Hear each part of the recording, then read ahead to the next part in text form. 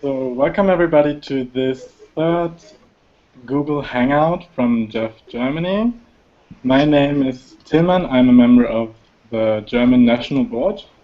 I'm a student from Frankfurt, and I'm really happy that we are gathered here tonight to discuss the Turkish parliamentary elections.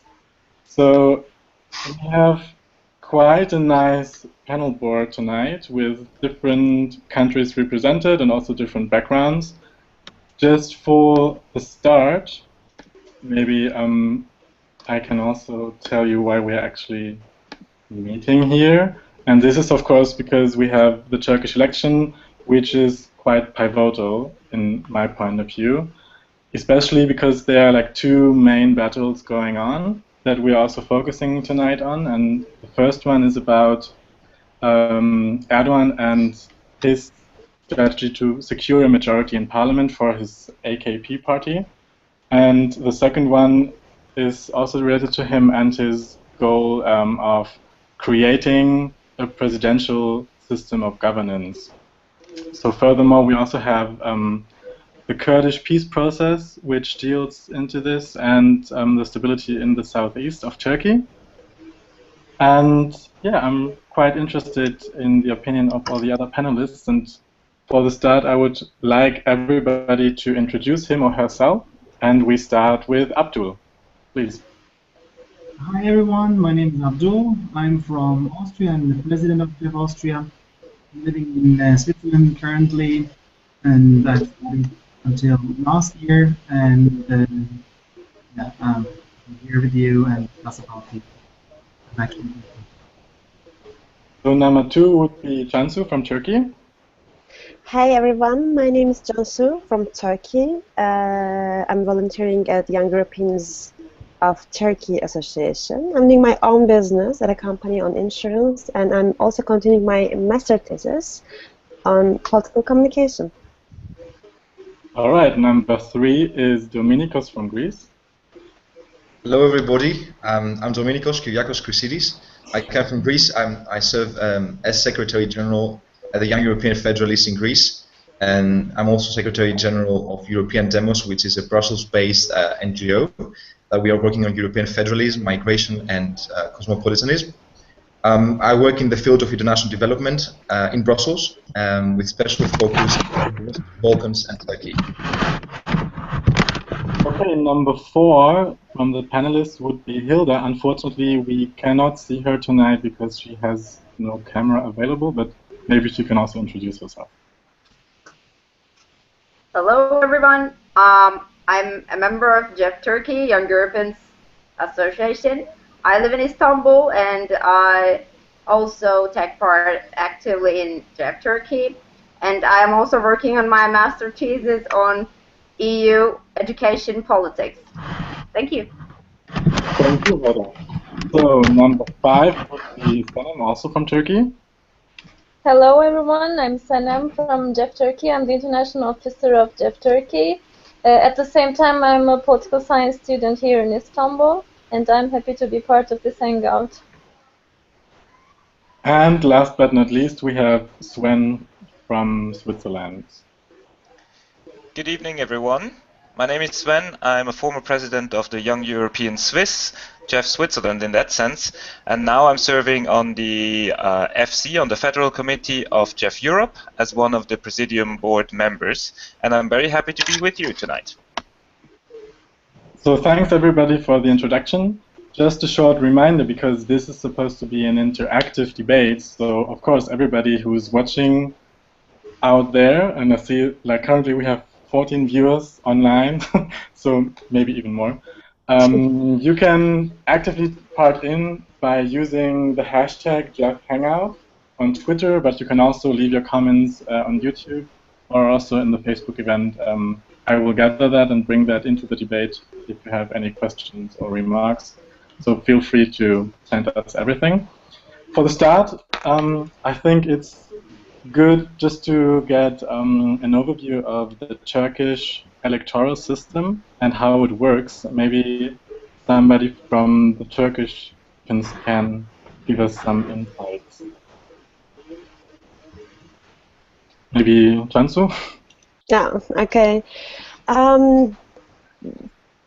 First of all, just before coming up to the electoral system, tonight is a really important and crucial night for all Turkish electoral system, the history of this. Each and every elections of the country of Turkey has been evaluated, commended as a very important, crucial moment for the political scenes, especially after 1950s, when Turkey switched into the multi-party democratic election system. Because Turks really love to vote, go to polls, like practicing their democratic rights, volunteering at the polls to check their votes, or count ballots very fast. Also, you can see this by observing voter turnouts on each elections. Our electoral system is quite easy. In general, we have at the Turkish Assembly, we have 550 members, MPs, elected for a 4-year term, and this system based on closely proportional representation, according to French methods. On this system, you have to secure 276 seats in the parliament to form a government by yourself. Also, you have to secure 336 seats in the parliament to put a constitutional change for a referendum. Up until that point, only if you have to secure 367 seats, you can easily change the constitutions. Unfortunately, there is a threshold, electoral threshold in Turkey, and this is 10% of votes. As a party, if you want to be in the parliament, your votes has to be beyond this 10%.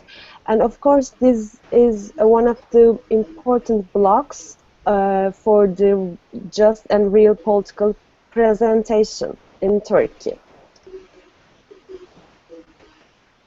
So this is a nutshell for electoral system. If you have any other questions, maybe we can continue on this. Okay, you said in Turkey you have a threshold of 10%, and I even read that this is by far the highest in the world in parliamentary elections, and I always wondered why the Turkish executive makes it so hard for parties or any civic organizations to enter the parliament with such a huge obstacle. Because actually, like you have, like I saw a list of Turkish parties, which is really long. Like you have a lot of different parties. Yeah. That have for this election, for example, we have. I'm sorry. For this election, we have 29 political parties on the ballot box. Okay, but because of the threshold, you're just able to elect like a few of them into the parliament, which of course makes it more stable, because you don't have that many very little parties as in other parliaments. But also, you know, the obstacle to actually bring a change is quite high. And I have, maybe just to have a little overview, there is I hope you can see that. You see that? Yes, we do. Yeah. Okay, there's just like a little graphic with the 4 major parties which are now in the Parliament? yeah, which are also entering the parliament, of course. And maybe you could, like, somebody from you Turkish people can just explain them that we know which party is which and which stands for what here. Okay, maybe I can give a short introduction about each party. Sure. Okay, the first one is the AKP, Justice and Development Party. It's known as a conservative party in Turkey, and since 2001, it's been the ruling party in Turkey, as you all know.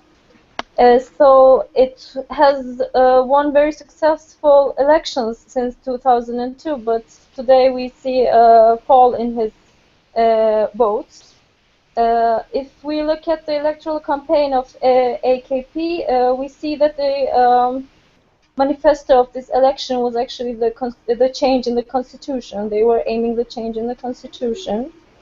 The CHP is one of the first parties in Turkey. It's left-leaning secularist party. It has, like, a very long time, it's been the second party in the elections, always the second party. So it's the main opposition party, right? Yes, yes, the main opposition party, and it's always the second party in elections. The third one is MHP. It's the Nationalist Right Party. The fourth one is HTB, which one is a very new party. They call themselves Democratic Socialist Party. Actually, they changed from a vanguard Kurdish party into a progressive party, a party who has feminists, who has LGBT people in it. It's a very democratic party. So rather than a Kurdish party, I'm sorry, Senem, I just jumped up. Rather than a Kurdish party, it sounds like a large coalition, which included, as Senem said, LGBT defenders, socialists, feminists, ecologists, and human rights defenders. So they're all together in the HDP party. Yes. Yeah. But they're still pro-Kurdish, right? I will say this is the huge public movement led by Kurdish movements, let's say. But their demand is becoming the nationwide party. Alright, so now we have an overview of the major parties which will also enter the parliament, and maybe we can also hear a perspective from Austria, from Abdul. Was the Turkish election at all covered by the media in Austria? Because from the German perspective, I can say that even though we have quite a high number of Turkish, or like people of Turkish origin living in Germany, like nobody was really taking care of the election, especially when we compare that to the British election 1 month ago. Yes, definitely in Austria we had a media coverage of these elections, and I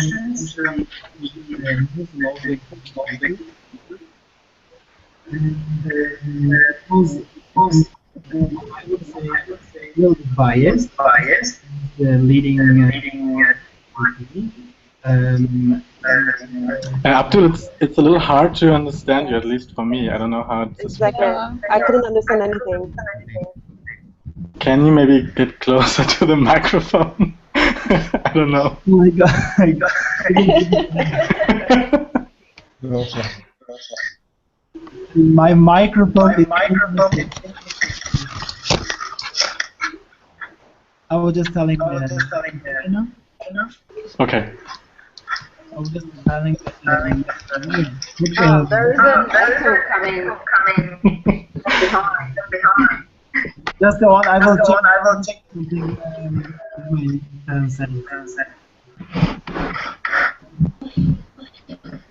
Just go on. Okay, then we just switch to Sven for the moment. Maybe we can hear the perspective from Switzerland. Well, I guess the situation is now completely different to the one in Germany. So it has been featured in the media, we have of course followed the debate also around the threshold. We were also surprised every time again the Turks are voting that the threshold is so high. That's something we don't know. But if you compare it to other elections of other major European countries, then of course the coverage in Switzerland was lower than in comparable cases, such as France, Germany, or the UK. Okay, and what about you, Dominikos? I mean, you can maybe even tell us from two different countries, because you currently live in Brussels, but you're still Greek, so maybe you also followed the media in Greece. I wouldn't say that the situation is different also in Belgium and Greece. I would dare to say that in Greece it was not that covered, especially last days that Greece was struggling to get the final decision and how they're going to implement the policy they have committed the country. That's also what really Greek citizens are saying right now, because it's a crisis moment actually. In Belgium, it was covered. I do read Belgian papers.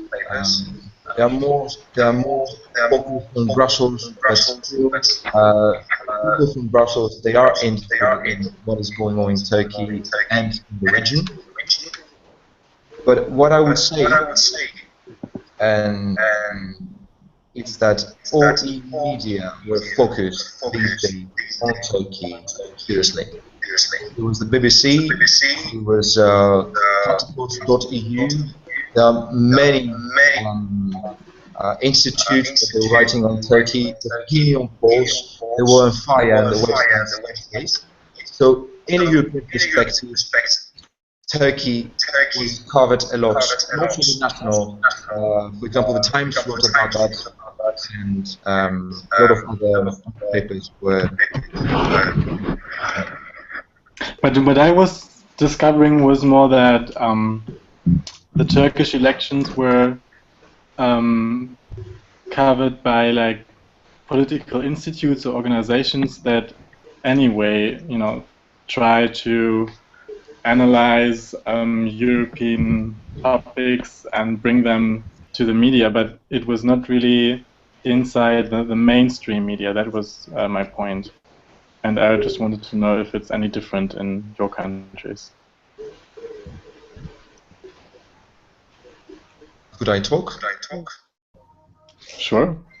So I do think that it was mainly the mainstream parties and the mainstream newspapers talking about elections in Turkey, in Greece.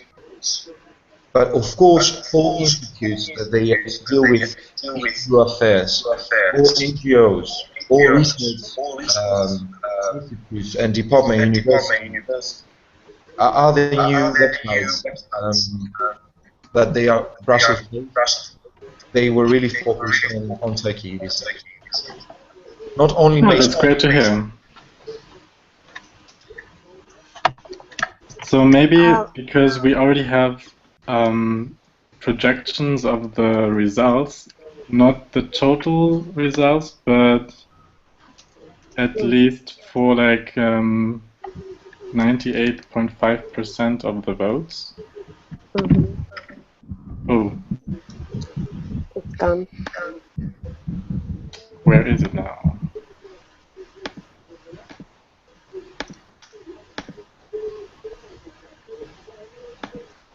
Okay, so here we have the first projection, also with the four parties that we were just talking about before. And okay, now we have this result, but what does it actually mean? Cansu, what do you think? Like, what is actually the outcome of this election now? Because, like, there were many people that said that, okay, Turkey is at the crossroads now, and also some people said that there's a huge rise of populist discourses in Turkey. But what does it actually mean for us now? Yeah.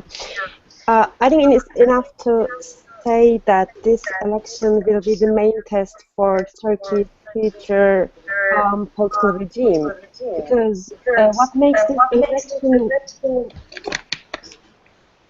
that much important, this test done by presidents and the governments, because one of the stakes is the new constitutions and the political system, so-called regime change.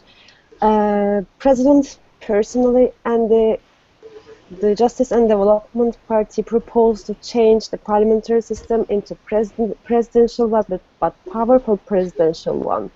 And according to the article of the Constitution, it has been needed a majority. So now we are safe to say that this is not possible. The Turkish public told us that they don't want to change the political system, but they want to change, but not in this way. They want the Turkish political system more transparent, more democratic, and more open to different sort of political groups and actors, like, for example, HDP, People's Democratic Party. Along with this, constitutional change, what I derive from this picture, constitutional change is still needed, because the current constitution was written in 1982 by the military officials and generals who ruled Turkey at that time and wanted to limit the powers of civilian governments. And by years there has been many clashes between both presidents and prime ministers, and many political problems came out from this problem. So of course the constitution has been amended and revised many times, depending on the conjuncture, but still the junta spirit of the constitution remains in the very nature of Turkish politics. And I believe that all political parties, including CHP, including AK Party and National Action Party, likely to pass this constitution into new one.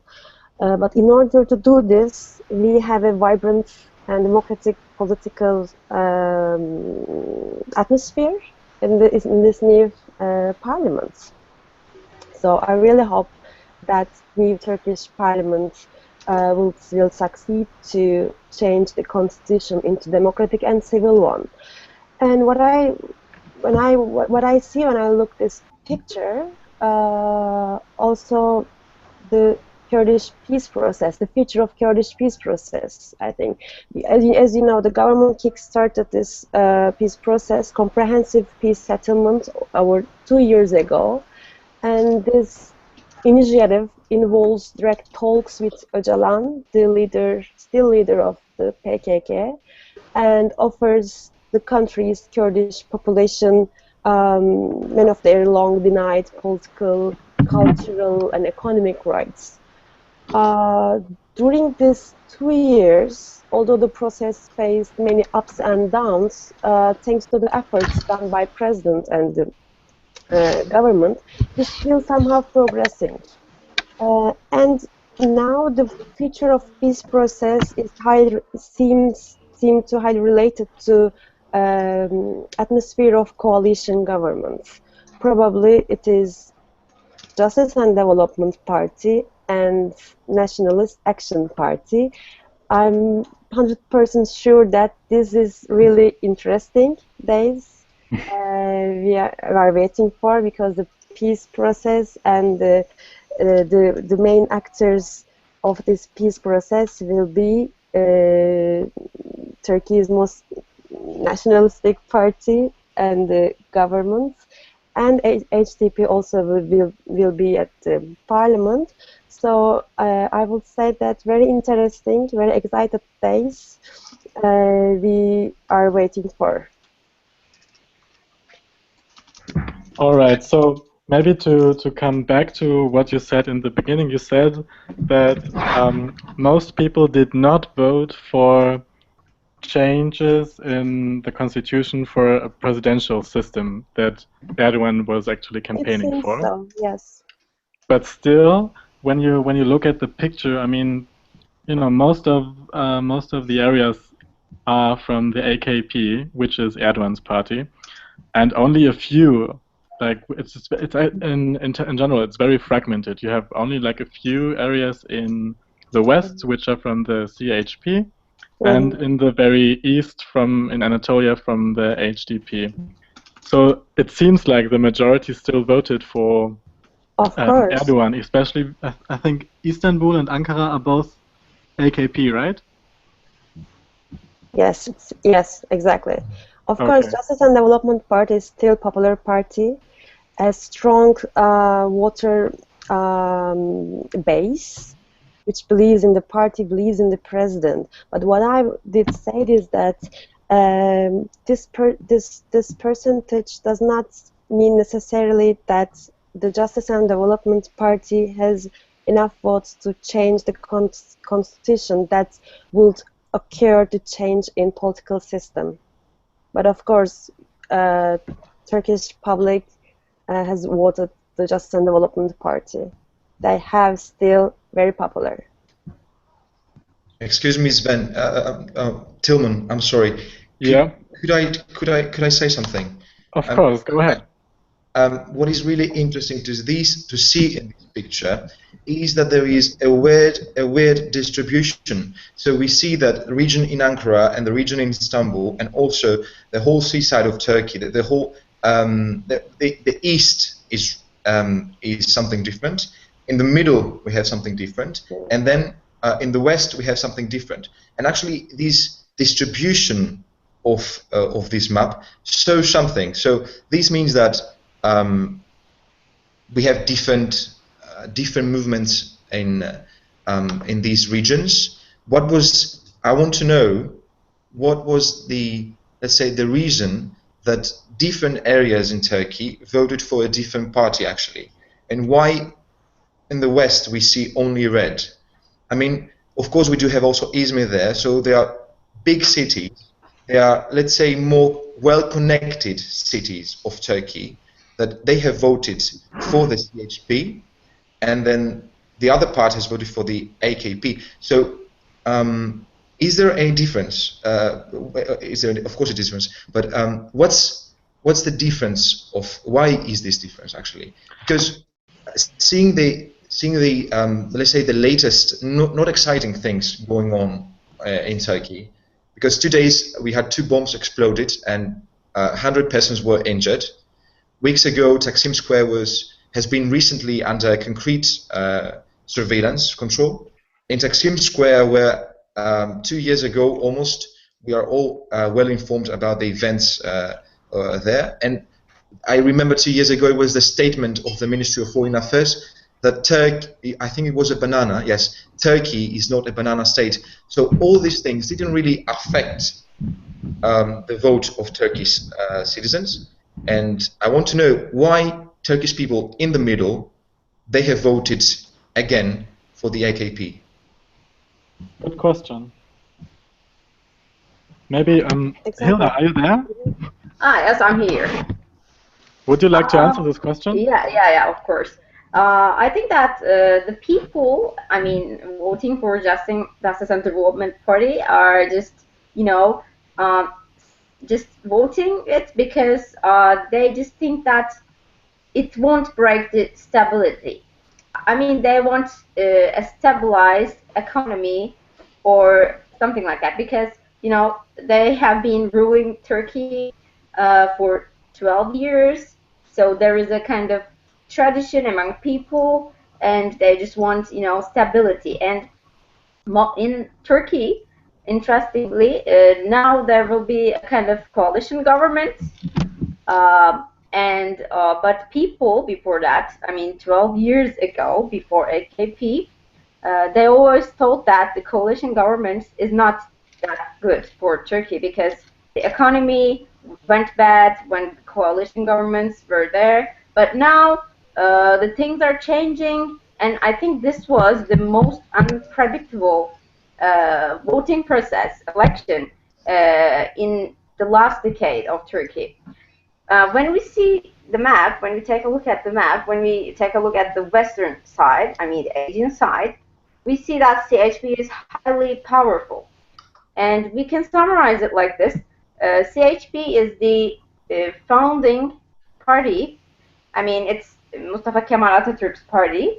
It's the founding party of modern Turkey. So there is a tradition, a Kemalist tradition, coming from 1923. And the people in the West think that CHP is a modern party, a contemporary party that will support Mustafa Kemal Atatürk's ideals with democracy and so on. So that's a kind of tradition. But when we see, when we take a look at AKP, Justice and Development Party, I mean the other parts, they're voting because, I mean, again, I'm saying that stability, and also there are people who are undecisive about voting, and they're also giving their votes to AKP. And lastly, when we take a look at the eastern side, mostly southern eastern side, we will see HDP. HDP is, we are saying it again, not pro-Kurdish totally. In the last years, it's supporting green movement, women rights, and LGBT movement. But again, there is a kind of tradition that they're, you know, supporting Kurdish ideals or tradition. Like, for example, in the meetings and when they are working on this campaigns, this election campaigns, the, you know, people volunteering for HDP were, you know, dancing traditionally according to Kurdish, I mean, tradition or something like that. So this is all about tradition. When we would like to, you know, analyze this map, this is all that. Yeah. Okay, because there was just a question coming in for the fifth party that we can see on the right side, this Saadet, which has like roughly 2%. First question was, what kind of a party is this? And also, regarding the votes, is this the fifth largest party in the elections now, or is it just listed because it's very popular? It's a conservative party. Highly conservative party. Highly conservative. If we compare it with AKP, it's highly conservative. But I think that they thought that they will, you know, I think they don't think that they would exceed the threshold anyways. But they just wanted to join. I don't know the reason. that's really interesting because I think it was apparent because of the polls, you know. But it's interesting again. They just wanted to present themselves, represent themselves in some ways or whatever. Okay. So because I see that Senem joined our Hangout again, let's maybe see. Yeah, we can hear you. Okay, okay. Maybe we can also hear your views when you look at this map and the possible impacts. Okay, sure. Actually, when I look at the results of this party, I can put on two arguments. One of them is that the people in Turkey are actually very tired of this competition. It's like a protest against the government. We see 85% turnout, which is very huge. We see a decrease in the votes of AKP. We see increase in the votes of HDP. Also, in the Nationalist Party, the MHP, we see increase in their votes too. On the other side, I can argue that the AKP came to power by its economic reforms, its health reforms. It changed many things. It increased the economy of Turkey. That's why people voted this much. But recently, we can see a huge decrease of the economy and the GDP growth. I may argue about the economic voting theory. Maybe the people always reward the incumbent if the economy is good, and they punish the incumbent if the economy is bad. So maybe that can be the result of this decrease of the votes. But in the end, we can see that the AKP can't form the government by itself. We will wait and see who will form the coalition, or maybe if AKP can go to a minority government. We will see by tomorrow, I think. But who do you think could form a coalition from these four parties? What is likely and what is absolutely not likely? Actually, I think that first scenario can be the AKP and MHP coalition, maybe, because Abdul during agrees. actually during the electoral campaigns we saw that AKP was very against CHP and HDP, but it was not that much against the MHP. They are both conservative, actually. They are both right, actually, but MHP is the nationalist party.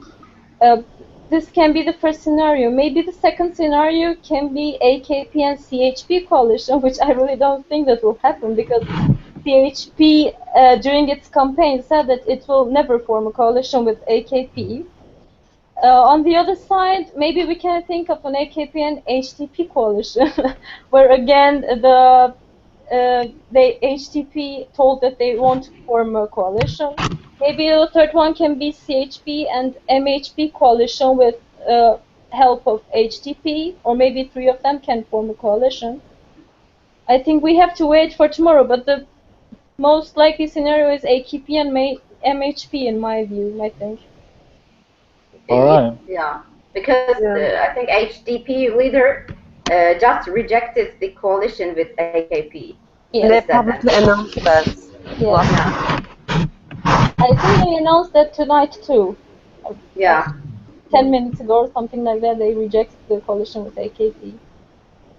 All right. One thing Tilmann, that... excuse me. So actually, I have now two pictures in my mind. The picture one is the one that we see on our screens, and the other one is the picture. I will insist. I'm very sorry about this. On all these latest events, the latest events of the latest years on Turkey. But actually, the second picture is not a picture, but is a mayhem, and that brought to light, let's say, how much still work we have to do on Turkey. And I say we because, of course, I consider Turkey a true ally, and a further European integration is needed. And it's a mayhem that nobody could predict years ago. That nobody could believe that Erdogan's leadership will be a solution, actually, and not actually a problem. Not only for Turkey, but and its policies impact on Turks, but also in the stability of the regions. So Turkey has a true long way to go for the European integration. Human rights, civil society strengthening is important. It's a top priority. Ensuring, let's say, a better good governance model. And we all know these things on an international scale, but of course, Turkish people know it better because they experience it. So my question is, now I do understand why we have in the middle the orange color. So that's because Turkish people want stability. But my question is, why do we have the red ones in the West? What makes the difference in the West? Can anybody answer on this? Actually, I think that the reds that we see in the West are more secular places. That's why people vote more on CHP on those areas. The agency and the Marmara Sea places are more secular.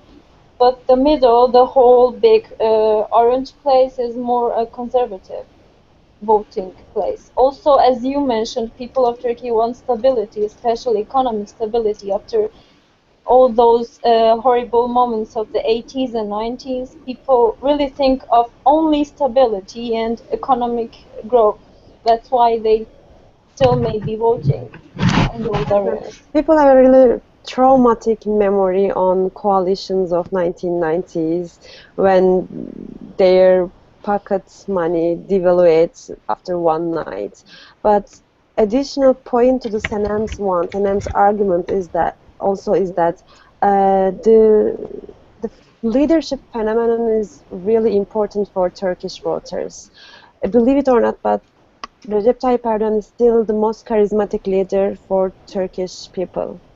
For example, it was 2 weeks ago when I was talking with the taxi driver, and I asked him who he gonna was, and he told me that Erdoğan. But surprisingly, Erdoğan is not on the ballot box, but his previous party. Do you know what I mean?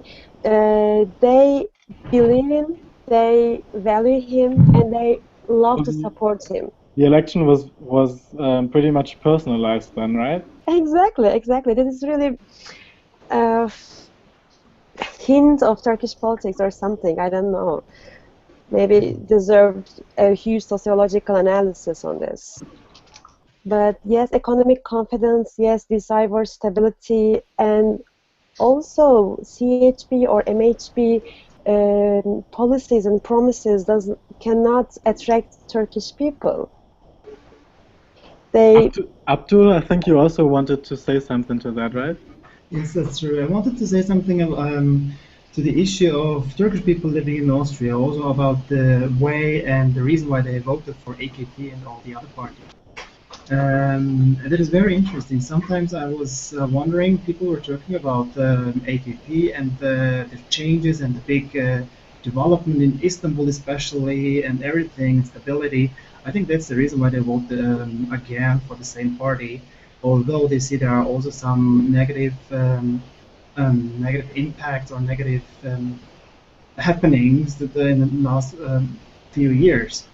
That is my point of view that I've seen in Austria, and if you look at the people, they from around 111,000 Turkish citizens in Austria, 37,000 around 37,000 people, so around one third have voted or went to vote, which is much higher than the last time. It was around 10,000. They were interested. They were really they wanted to do a change, and they have this change. You see, there is a fourth party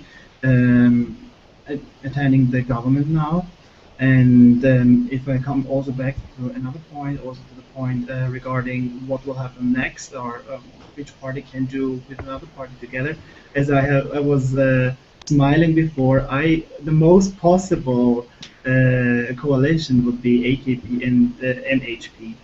All the others, they cannot work together.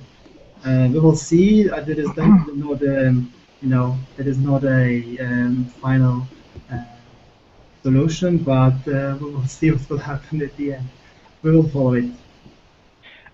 Just a short remark, like there's a constant noise in the line. Maybe Dominikos and Hilda, I'm not sure if you're using any earphones, but could you maybe switch, because I think there's like an echo in the line. Okay. Yeah, it clears now. Okay, so I still have 3 other points which I would like to mention before we are switching off this map here.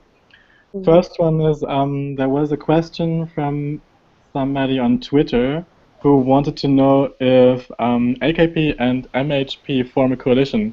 Does this mean that the Turkish politics turn more right than it is even now?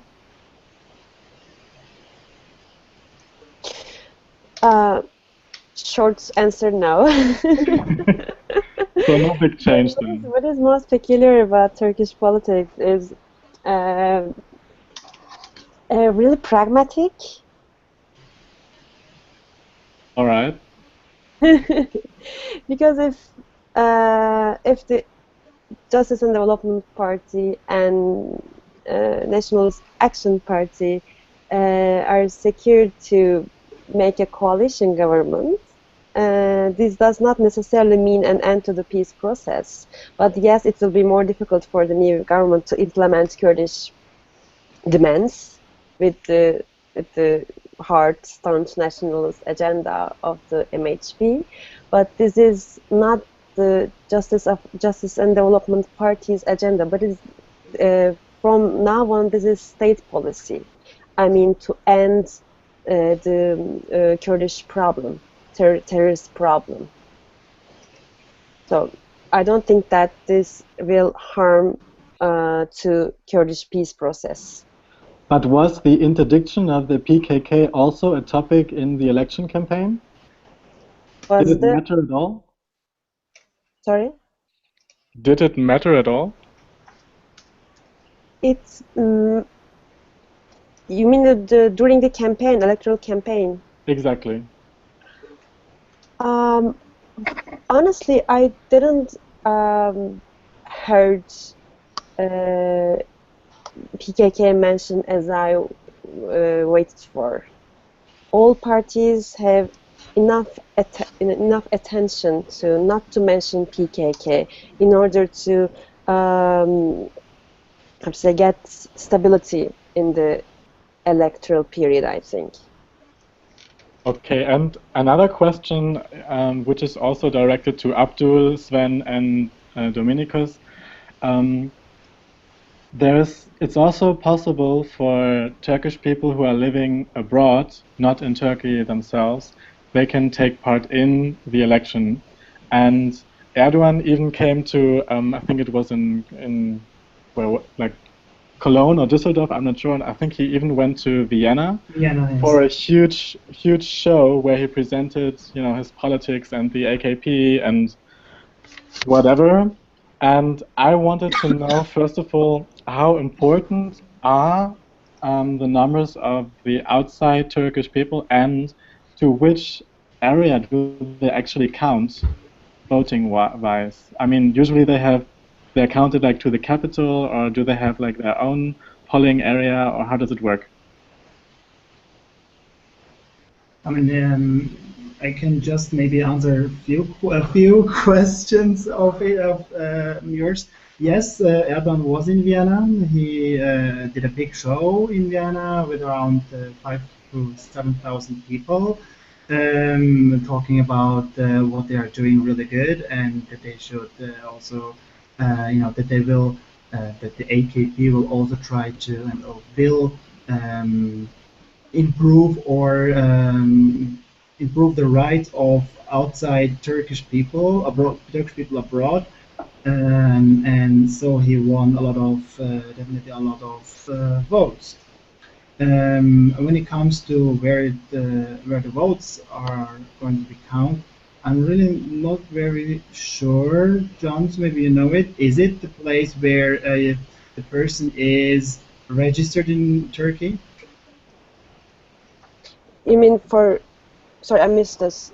Let's say I'm a Turkish person. I have a second citizenship in Turkey, and I'm going to vote in Austria. Is my vote going to be counted in the place I'm registered in Turkey, or? No, your vote is being counted as is it coming from your second citizenship, like yabancı oyları. Okay. Votes. It's another pot where every people from outside, every Turkish people from outside can. Okay, it will be counted together. Okay. And Sven and Dominikos, how did you see that? Or did you see something at all? Well, quite frankly, at least in Switzerland, there was not much of a media pickup. It might have been within the Turkish community, yes, but Erdogan didn't come to Switzerland to campaign, as far as I'm aware of. Yeah, I think he did not come to Switzerland, probably because the number of people with Turkish origins is simply not high enough for him. But well, I don't know. It's still 100,000 people with Turkish citizenship, so it's not insignificant, I'd say. But I mean, yes, I mean that was his call. So I think it was not Erdogan on its own, but I think one of the vice presidents has been here.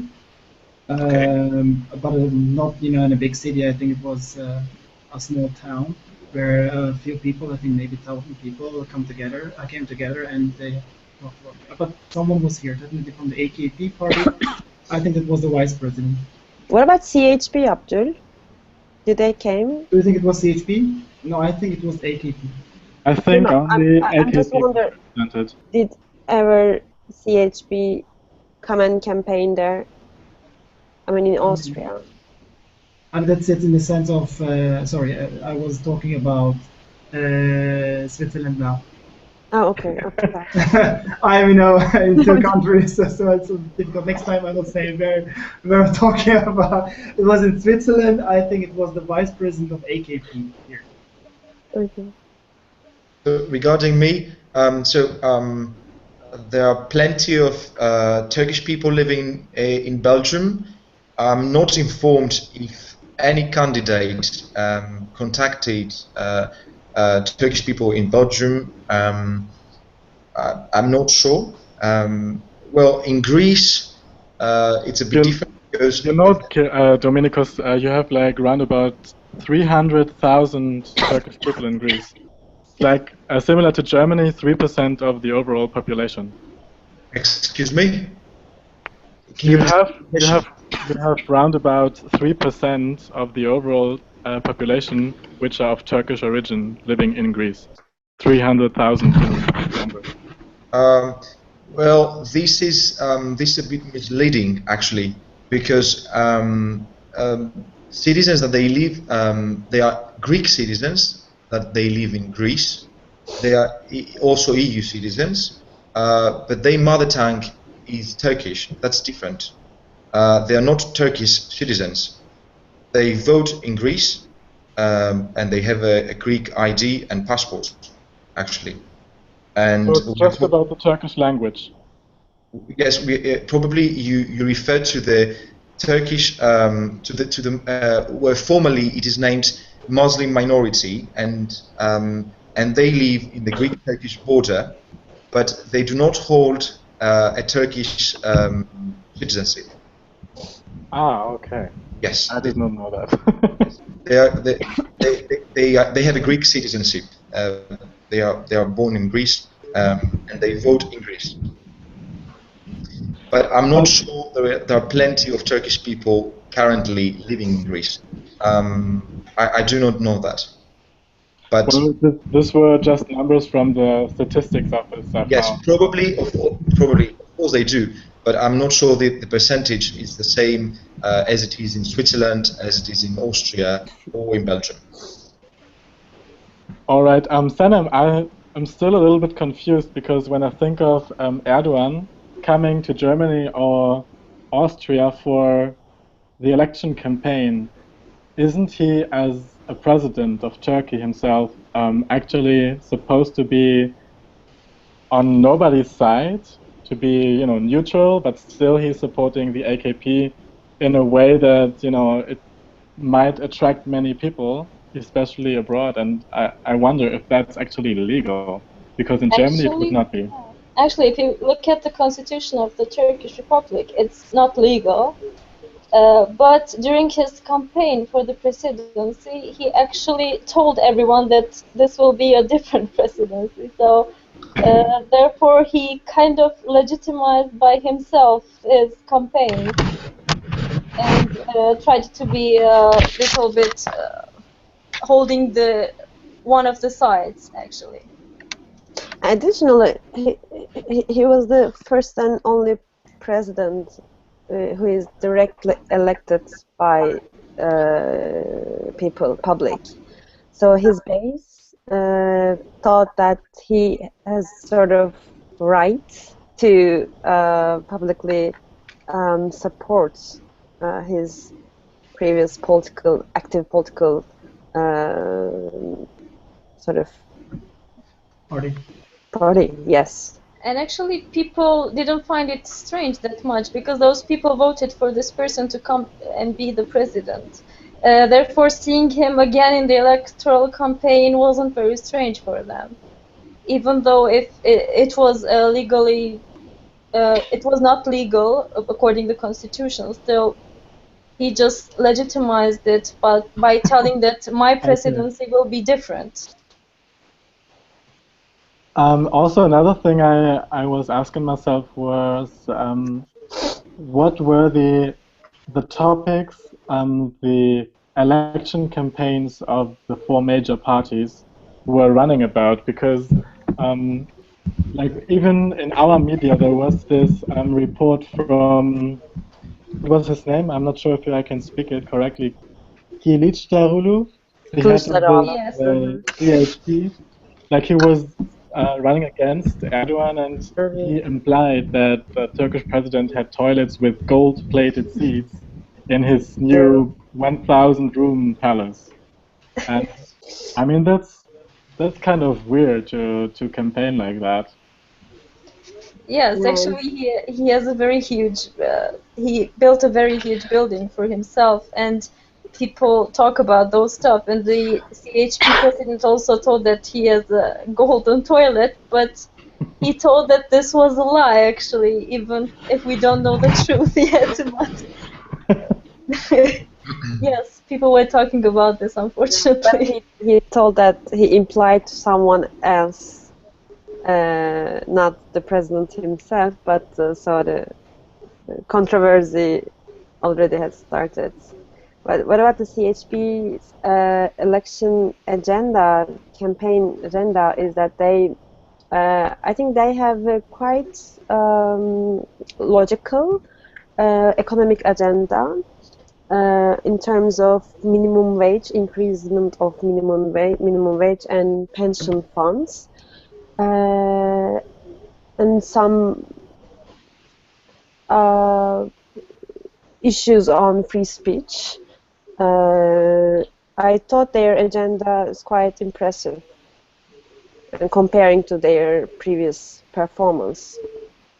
How did the AKP try to convince voters, except for Erdogan?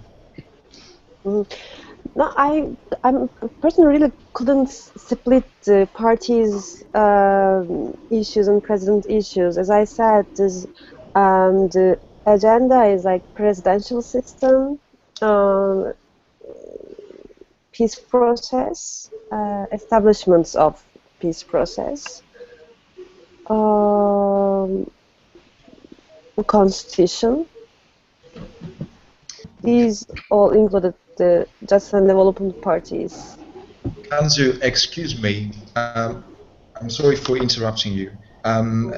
You said that there were some free speech issues. I'm sorry, but I read the reports, especially the progress reports on Turkey published by the European Union on the progress of Turkey during the enlargement procedure. And I don't just see that there is an issue, I see clear violations of human rights and freedom. And actually, we are activists, we are the Young European Federalists, and we are not just human energy. We are not, let's say, rebels without a cause, and we don't want a federalist union because it's just something that we would like to be for our own purposes, but for a better Europe. Definitely, I just want to mention. Sorry. Only one can talk at a time. Sorry. Okay. Gentlemen first. Can I continue? Yes. Yes, I'm sorry. So civil society is a sound mechanism to control governments, to evaluate the implementation of human rights, I don't know, to co-decide actually for the future. But Turkey is not really going, actually Turkey can do really better, but during the previous government with the same, let's say, party, they didn't really do better on that.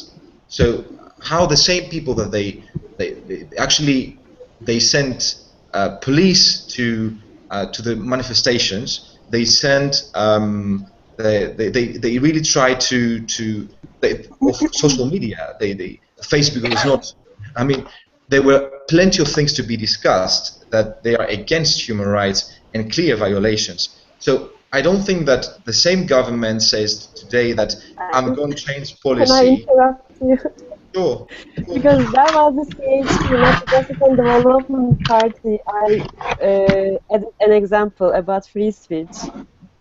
That's why I wanted to interrupt you firstly. I was given examples from CHP's campaign because they have a vision. They have a vision on their manifesto, electoral manifesto, about free speech, struggle about free speech. That was my point. I didn't mention Justice and Development Party. But actually, he was leading to our next topic because there are also some Twitterers who really want to know how the Turkish youth is seeing the elections now, and also how you as Jeffers see that, and especially in the aftermath of the Gezi Park riots, for example, where the AKP-led government was actually, yeah, like not really handling the situation quite well, and in the sense of free opinions and the right for press and freedom of speech, they did not really treat those constitutional rights how it should be. That's also why the European press was quite negative towards Turkey and Erdogan in the last years. How do you see this situation, like from the younger perspective?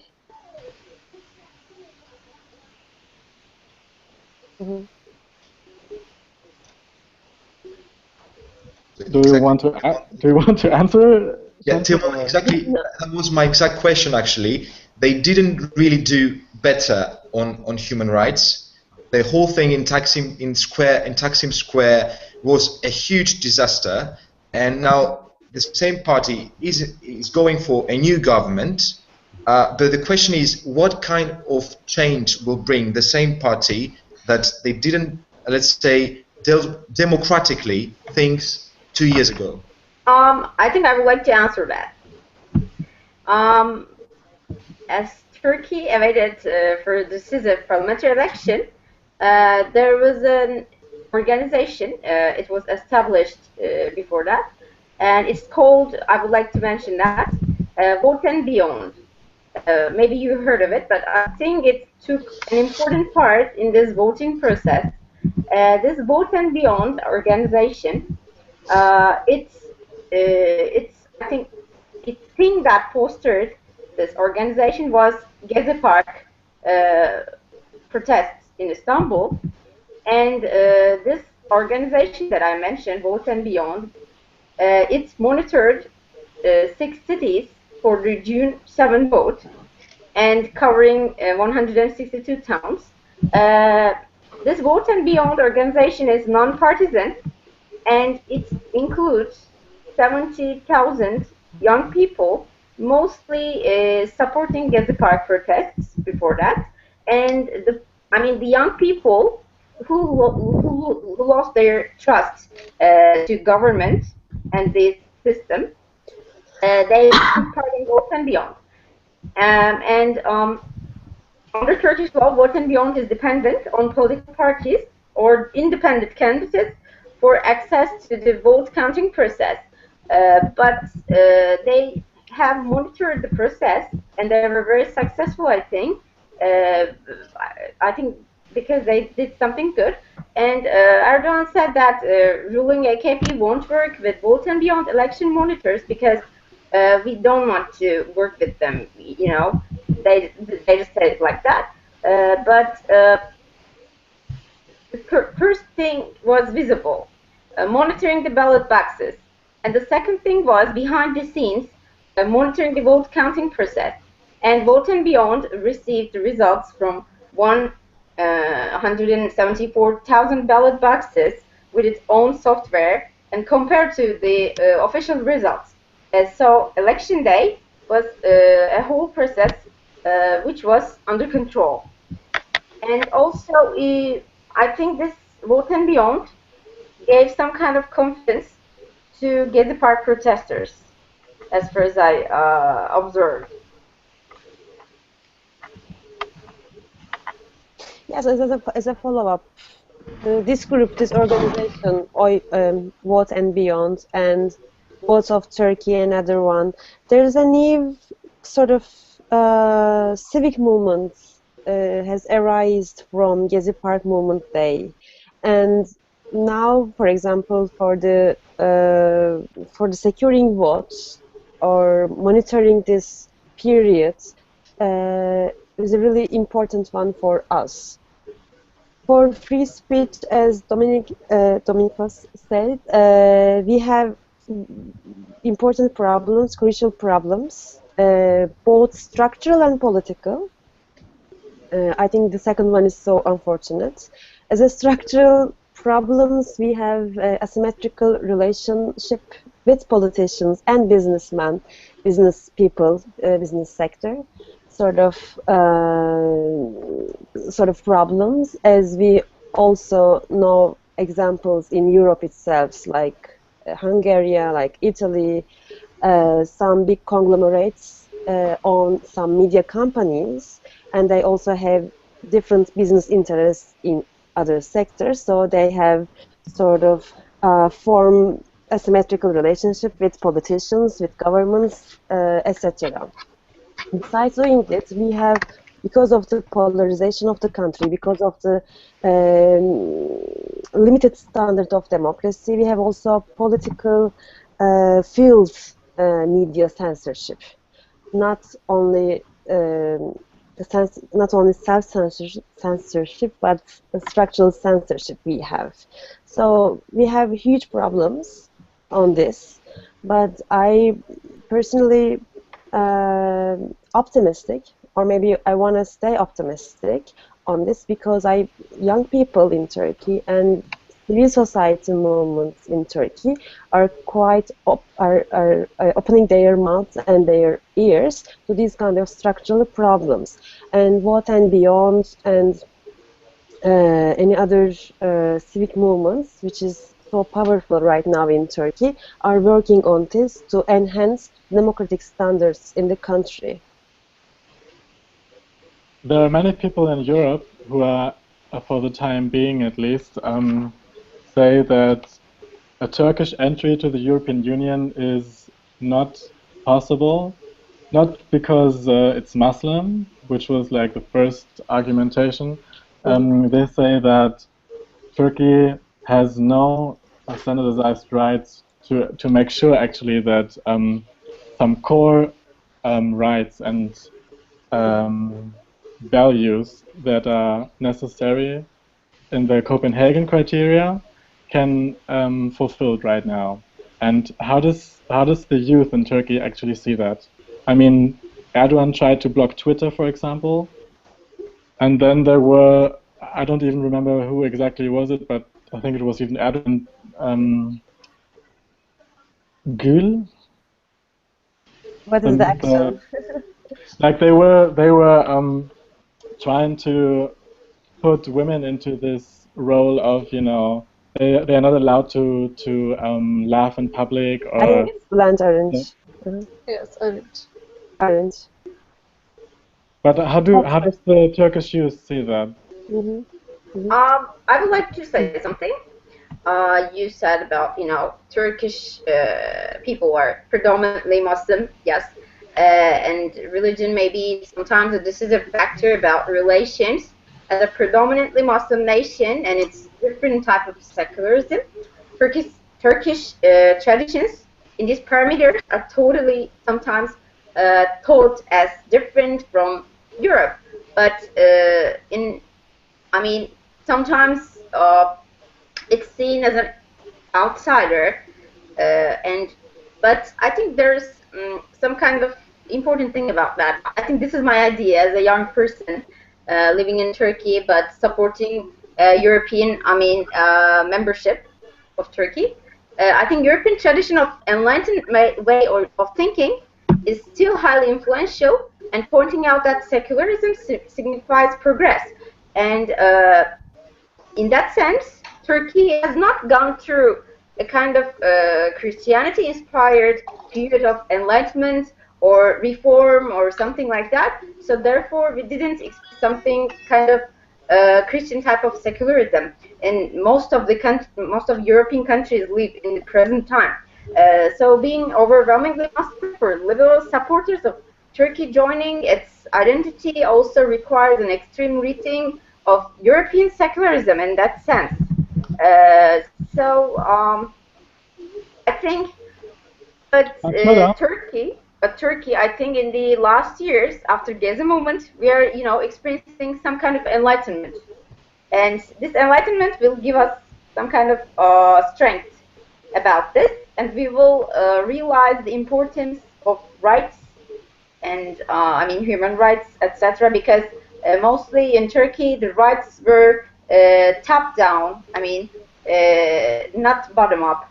Their role was given top down. So I think we are just suffering from that. But in the long process, I think Turkish youth will understand the importance of these issues. But you know, conservative European politicians say exactly the opposite, that Turkey is not holding on to this secular movement and could never fulfill the criteria for European core values, which is why they should not be granted access to the EU. This is what I mentioned. I think this is all about Kantian ideals of enlightenment. It goes to very, very early times, because European people had something in common with World War II and some kind of, horrors of Cold War and so on, but we didn't leave that. So this is, I think, this is beyond the, religion or anyways. This is all about, enlightenment in any ways. Maybe we can also do a little sidekick to Sven, because as we know, Sven is from Switzerland, and Switzerland had, I think, the first referendum ever about a ban on minarets for Switzerland, for their own country, and it was successful. So maybe he can also tell us about that, because there are also similar movements in other countries. For example, in France, they tried to ban the burqa and the niqab from public places, and also in Germany there was a huge debate going on about something similar. Sven? Yeah, so do you have a concrete question, or shall I just comment? It's kind of really huge issues, I'm sure it's not suitable for this kind of short hangouts. No, I agree, but just quickly identity problems, I think the main point is about identity. Of course, integration. Charlie Hebdo, we talk about till the morning. It's beyond this hangouts. I don't know, I'm sure. No, I think the main point is really about identity, and in many points, Western society, at least in Switzerland, some people feel that they're losing out because of globalization, for instance, and then they try to project it on someone else. And the whole discussion about minarets back in, I don't know when it was, 2007, when we had that referendum, was kind of ridiculous, because we have 4 minarets in Switzerland. So you can't say that there is an overwhelming change of landscape because people are trying to build minarets.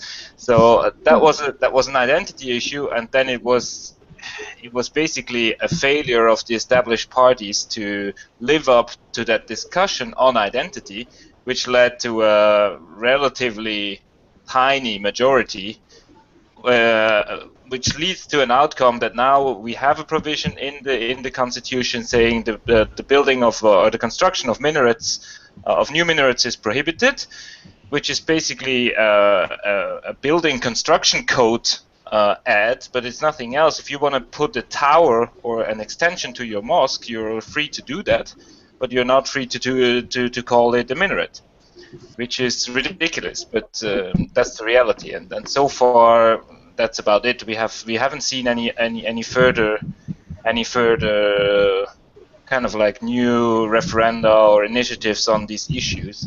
So I think it's something that thanks to the closer contact that we have, it's a topic that comes up, but I'm not sure whether it's actually a lasting one, because the more we talk about these issues, the smaller the risks and the misunderstandings can be. So, and I'm not sure whether the Swiss result can be projected to any other European country, because I feel it's different in every context, except for the fact, as I said in the beginning, it's about identity. And if we do not feel comfortable as who we are in the West, then we will project this new situation, this new unease to someone else. And unluckily, it's always the minorities who have to suffer from this. So I just say that Switzerland is a sole case. That's good. Every case is unique to its own. But still, there's yeah. Just wanted to come to you, Dominikos, because when we talk about a perspective, a European perspective for Turkey, there's also the issue with Cyprus, and maybe you can tell us about that shortly. yes, I could comment on this, but before this, I would like to say to Sven that Switzerland is not a member of the EU, but has a great Thank you. example of, I said it's not. Of course, we would love to welcome you, but it has a great example of a federal system that we all federalists love less or more, and that's at least something that we hope to get in Europe. Yes, so let's link this conversation with our previous discussion. So yes, Tilmann, of course, there are problems in Turkey, but Turkey has also a progress, and in the framework of the enlargement process, there are a lot of things been doing in Turkey with cooperation of the European Commission and national authorities in Turkey. Let's say that EU citizens have an interest to integrate Turkey more, and that there is a lot of budget goes to Turkey, not because it's a special country in the enlargement process. All countries in the enlargement are important, but because Turkey is a big country, and in order to make an impact in a big country, then you have to spend more. And that's why a lot of projects going on in Turkey, they are, let's say, more expensive because country is bigger, the projects should be bigger. The EU does a lot of projects on gender equality, on decentralization, on supporting agriculture process. Of course, there are a lot of things, and progress is clear. But we have also other things with Turkey that should be solved, and I think that the more Turkey wants to get in, the more Turkey should also work on these issues. And I'm talking about Cyprus. It's not only my personal opinion, but it's also an opinion of many members of the European Parliament and of top political scientists that military troops should be withdrawn. Turkey should end all support for illegal immigration to Cyprus, and let, I would say, the Greek Cypriot and the Turkish Cypriot community to determine their own future. Only then will Cypriot people finally enjoy the peace that they actually deserve. And I've read in the newspapers that the last week's negotiations continue. They are intense, and it's going really well. And I'm actually very happy about that. I trust that Turkey will help on this. I trust also Greece will help on this, because it's been a long time that Greece has not dealing well with his external relations, but it's more focused on internal, which is sad, because countries in the region together should ensure stability. So I'm positive, and I think Cyprus. This group is really positive, man. Despite everything. Do you want to comment on that? Would you like to comment on that? Me? Yes. Oh, no. No. Okay.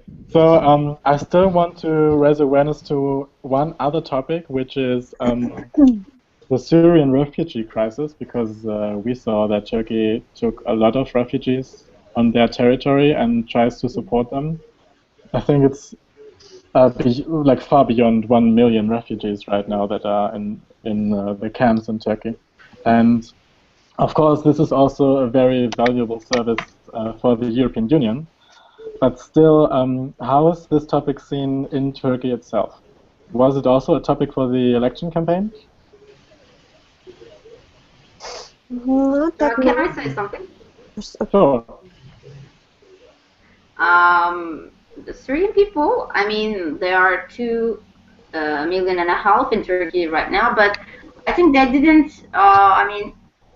mean in the electoral process. But CHP, for example, said that they will send Syrians back to their country before elections, and HDP said that they will integrate Syrian people into the society, Turkish society. And AKP didn't say anything about that, I think. But MHP, Nationalist Movement Party, also said that they will send back the Syrian people to their country. The situation is that Syrian people are now in Turkey are not seen as refugees. I mean, in legal terms, not refugees, but they are under the title of conditional, temporary protection. They're under temporary protection, and they're not refugees.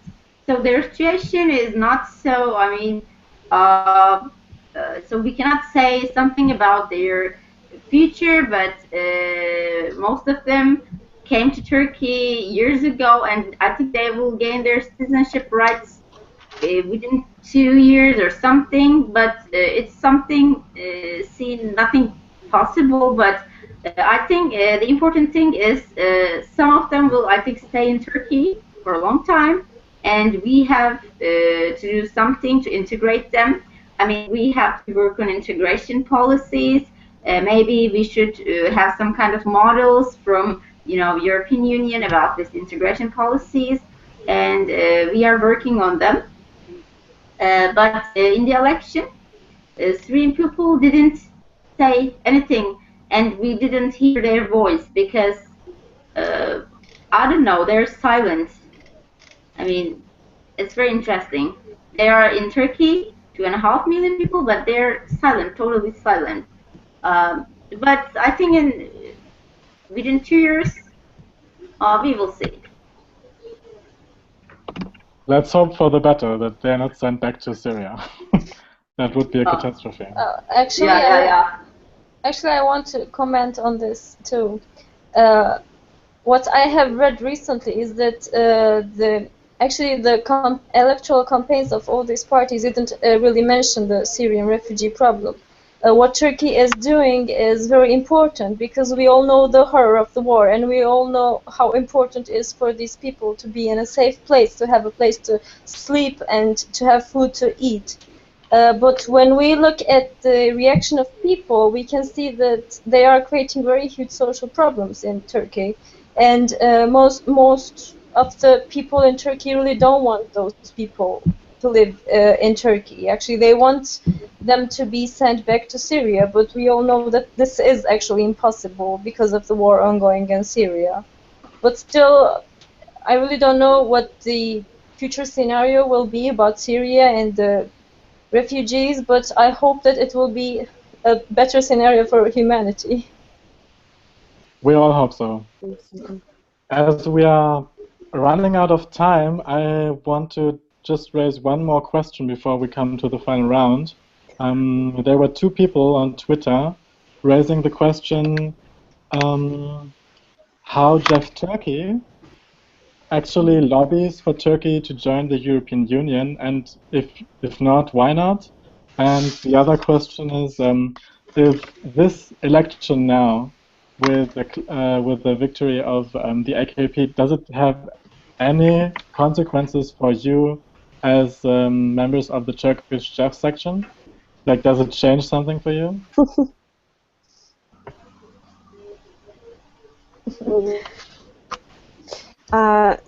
For the first question about lobbying for Turkey's EU membership bid, we actually don't do lobby, but work for better integration between European young people and Turkish young people. Sometimes we did advocacy work For example, for the free visa process, we thought that it's really important for both Turkey's people's travel rights, free travel rights, and also to establish more peaceful relationship with our fellow European friends. But what we are working on to explain Europe better to Turkish people and to combat and with some prejudice, biases on Europe in Turkey, and vice versa. Explain Europe about Turkey, explain Turkish realities, and go beyond those kind of black and white cliches and biases. Because Turkey is a really rich culture and different culture when comparing to European modernity. So we have lots of things, lots of themes and political and social realities that deserve to be mentioned in order to understand Turkey and the future of it better. And it is not only Turkey's EU membership, but both Europe and Turkey are strong allies in terms of economic, in terms of political and security issues. So our future, I think, is common. So our problems are common. If we are talking about the freedom of speech problems in Turkey, we also mention those similar problems in Europe, because these illiberal trends, these anti-democratic or semi-democratic trends are so prevalent in all countries, not only in Europe but also in United States. So we have similar problems because of the globalization, because of the common cultures. So in order to combat those problems and to give solutions, we have to form common understanding. So what JEF Turkey is doing or trying to do is that, actually, to form a bridge between those cultural fellow friends. And I totally forget the second question. I think you covered it with your answer. Yeah. I think the second question was like, is there anything? The consequences of the election now. Consequences, yes. Yeah, right. The consequences. I don't think we have something about the elections, because we are non-partisan, because we are not supporting this or that party. We have already set principles as an association. We can work anyone, everyone, so we don't have any problem with the results. Hilda and Senem, would you maybe like to add something to what Cansu said? Yes. Actually, I just can mention it in a nutshell. Like we, as JEF Turkey, are supporting the European values, and we are trying to build a bridge between Europe and Turkey.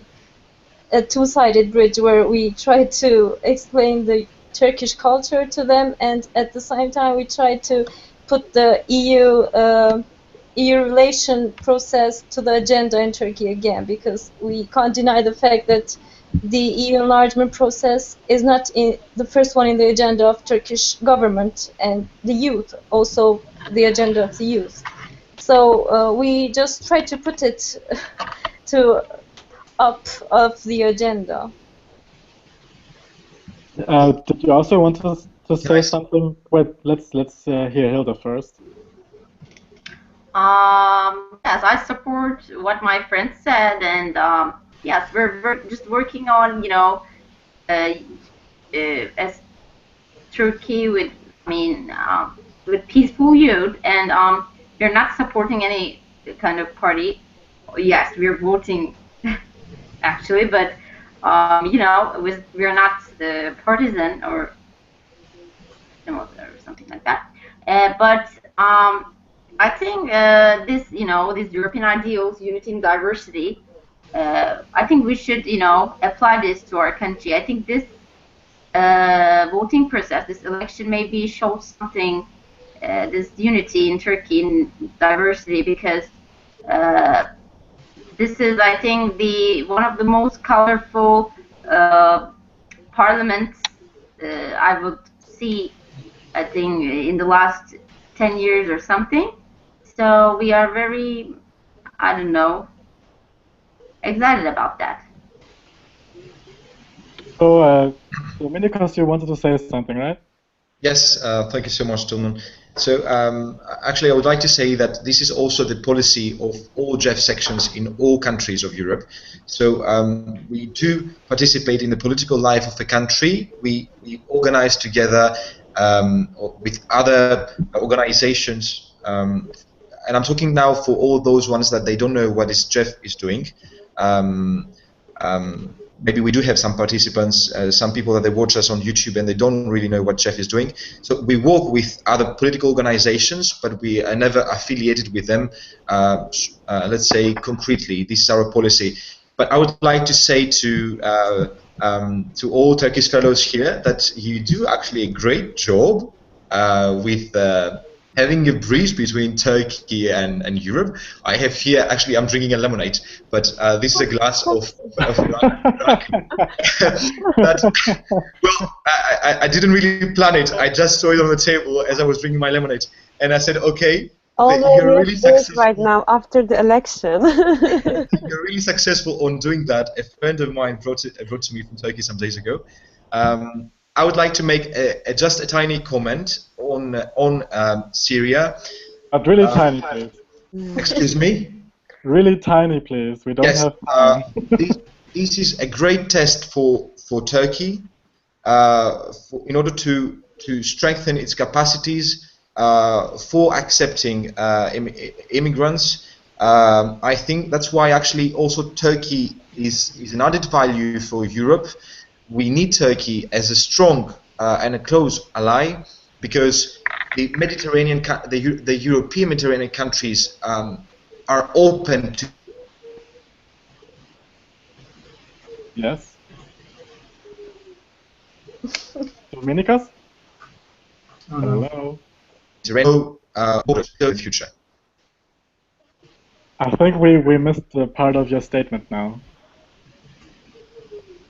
Excuse me, you missed part of my statement. Yeah, your connection just went bad. I said that the already EU country, the countries that they are already EU members in the southern Europe, they have no land borders, but they are open in the Mediterranean.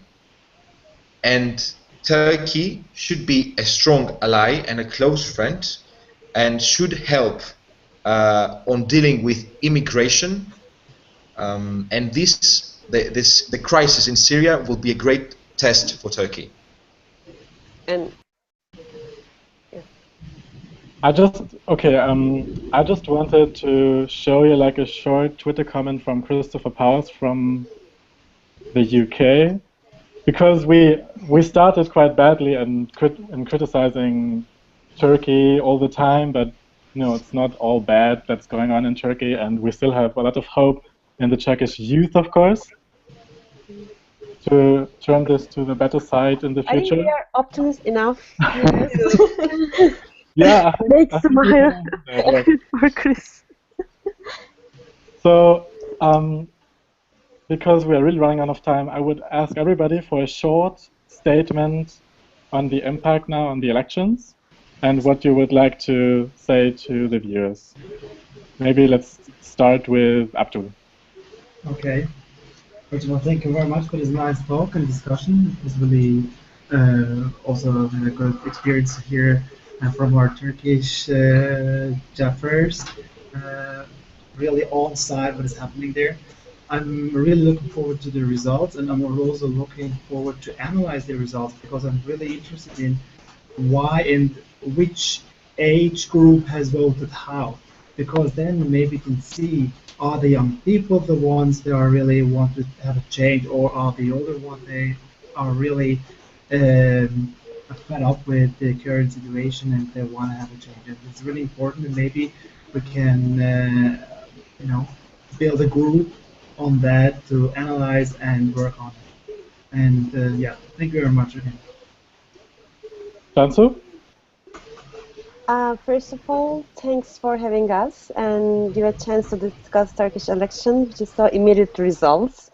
Maybe we don't have enough time to discuss in detail and in some background information, but I'm sure we will have time, both in offline and offline, to discuss how this election have an impact on the Turkey's relationship with the EU or Europe in general.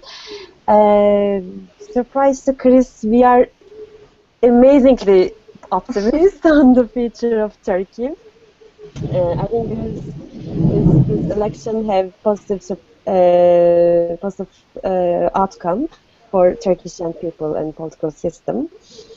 And I hope that, I hope that's more integration as a federalist. Okay, that's all. Dominikos, up to you. Thank you, Tilmann. First, I'd like to make a comment for Chris Power, for Mr. Chris Powers. I would say that we are federalists not because we are positive, but because we are realists, and that's why we believe in a better future of the EU, and we need to be together. About Turkey, yes, we are a bit positive, but I think this is what we should do, and actually, this is the young generations in Turkey work to bring a better future for Turkey and for the EU. I would like to thank JEF Germany for this opportunity. You're welcome. A general comment for the elections. A lot of people would say that these elections were a lethal weapon against democracy in Turkey. This is linked with all things that we said before, and especially in the importance of civil society. I think that Turkey is doing really great with these elections. Well, it's a challenge for the Turkish people and for the EU. Turkey has decided with the AKD, let's say, with the majority government again, but the question is to which kind of state will wake up tomorrow morning. That is the real question. I will be positive, but we have to focus, and Europe should help on this. Hilda. Firstly, I would like to thank you, and this result is something positive, and it gave us a kind of optimism, all in all, and it showed that Turkey is a real democracy, and also my perspective, therefore, is especially dividing the absolute power into parts with increased democracy will definitely benefit Turkey in the long run. Thank you. And Senem?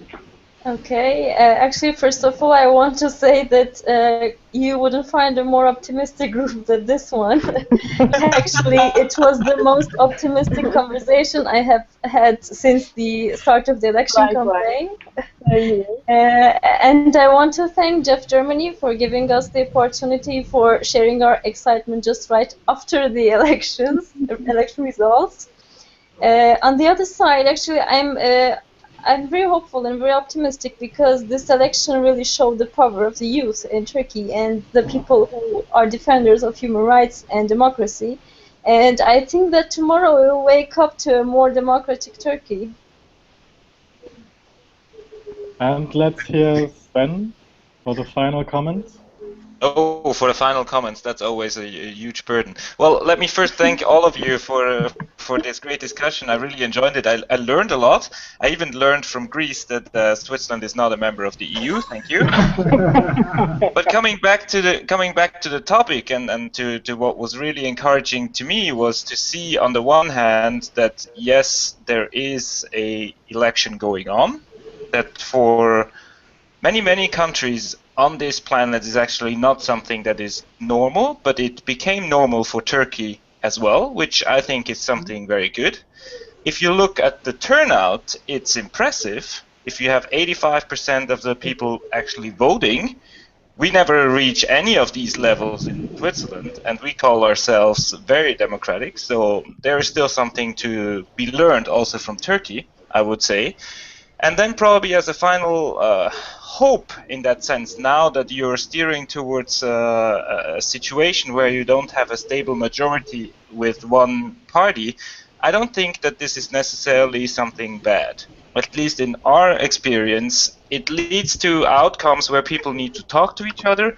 You have, I think you can say that you have strong institutions. They can always be stronger, but it's also it's a chance to evolve further within your institutional framework. And I think that's the chance that you now have. And I hope for Turkey, I also hope for Europe, that this is turning towards a very positive and bright future. And as a European federalist, and even coming from Switzerland as a non-member country, I truly hope that the process of integration is going forward and that we will soon be able to welcome Turkey within the Union.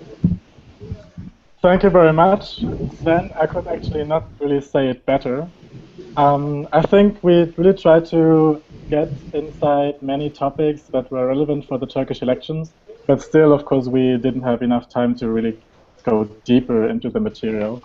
And I mean, with this panel, I think we were really glad that we had so great insights into the politics in Turkey, but also in other European member states. And I hope you enjoyed it. I did. And I think we might see each other on another JEF Hangout soon again. So thank you very much for your participation. Thank you out there for viewing. Thank you. Bye. Goodbye.